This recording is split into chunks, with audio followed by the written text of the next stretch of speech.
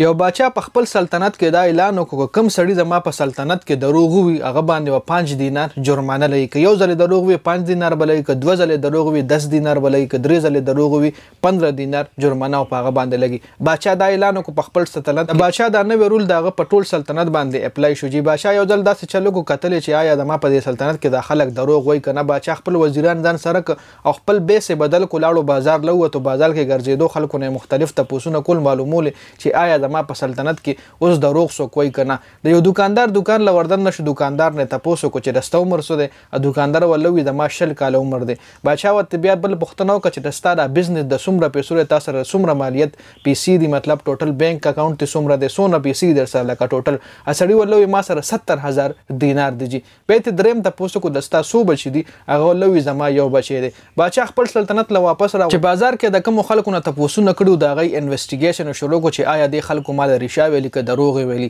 کم تاجر کم دکاندار نه چې درې تاسو نه کړو دستا عمر سمره دی تاسو سره سمره پیسې دي دستا بچی سمره دي چې هغه پسې معلوماتو کو نه ول درې وړه دروغ ویلي باچا دا څه چلو کو چې هغه دکاندار خپل سلطنت لروغست خپل دفتر لروغست تاسو ته کو چې تا مال دروغ ویلي دي پتا باندې اوس جرمانه لګوم 15 درهم او پتا باندې جرمانه لګړم باندې دروغ تا مال دا ویلي چې زما عمر شل کال چون کې دستا عمر شل کال نه دستا عمر سلويخ کال دی دویم دروغ دا ویلو چې ما سره ټوټل د 70000 مطلب ټوټل پیسې دی ټوټل بزنس څومره هم ما سره پیسې دي 70000 دینار دی جی دریم دروغ دی دا ویلي چې زما یو بچی چون کې رستا یو بچی نه رستا سلور بچی دی جی ستا ټوله پیسې چې مونږ اکاونټ کنو هغه 70000 دینار نه زیات او خاطر دا درې وړه دروغ ته مال ویلي پتا باندې بزوس جرمانه لګوم دا دروغ دی مال ویلي د کلیریفیکیشن رالو هغه بزنسمن ولوي باچا سلامت ما در دروغ نه دی ویلي ما در لری شا ویلي دي زمونم چې زما عمر سلويخ کال دی جی خو شل کال می تعالی زکه یاد کو چې تیر شوی شل کال داسې ما دروغ نه دی ویلي تیر شوی شل کال داسې زما چې کوم عمر دی هغه د الله پاک په احکاماتو باندې ما تیر کړی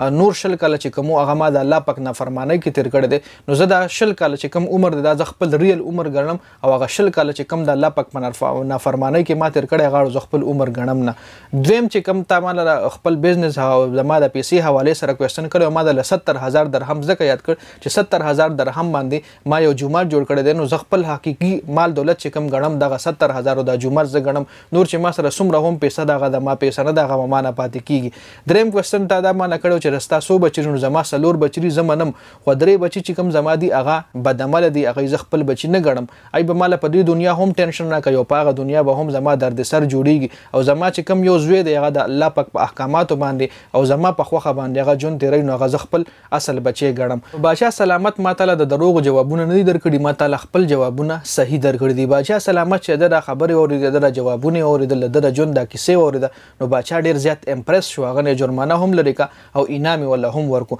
اوس پراشو د دې واقعي مقصد سوس پراشو خپل ژوندۍ له آیا چې مونږه ژوندۍ څنګه تیرو د الله پاک په حکمونو باندې تر مونږ سره چې کومه پیسې ده مونږ چې مونږ سره 2 کروڑ روپۍ دی او 3 کروڑ روپۍ دی اصل کې دغه روپۍ هیڅ ویلیو زموږ په ژوندۍ کې نه لري تر څو چې مونږه دا پیسې په الله پاک په حکم باندې نه استعمال کړي خلکو له زکات خیرات مو پکې نه ور کړي دا پیسې مونږ نه په دې دنیا پاتې کیږي دا مونږ ځان سره قبر ته نه شوړي بلکې زموږ کوم اولاد دی هغه اولاد چې کوم دی دا یو قسم صدقه جاریه ده خپل اولاد لته نیک تربیت ورکو او د الله پاک حکمونه دی ولا او خو لوغه د الله پاک په حکمونو باندې د خوږ نبی په سنت طریقو باندې ژوندۍ تیری نو دغه بچي و تعالی په دې دنیا هم خیر درکې او چې کله ته مړ شې او دغه بچي د ښه کارونه کوي نو دغه ښه کارونه برستا په هغه دنیا هم په کار راځي او که چېرته ځان نه بدعمله بچي پرې خو دی هغه په دې دنیا خلق زاري او د الله پاک د حکمونو مخالف ژوندۍ تیری د خوږ نبی د حکمونو په مطابق ژوندۍ نه تیری نو هغه بچي و تعالی په دې دنیا هم ټینشن درکې او په هغه دنیا د دکاندار ډېر خولي جوابونه باچا سلامت لور کچې باچا هم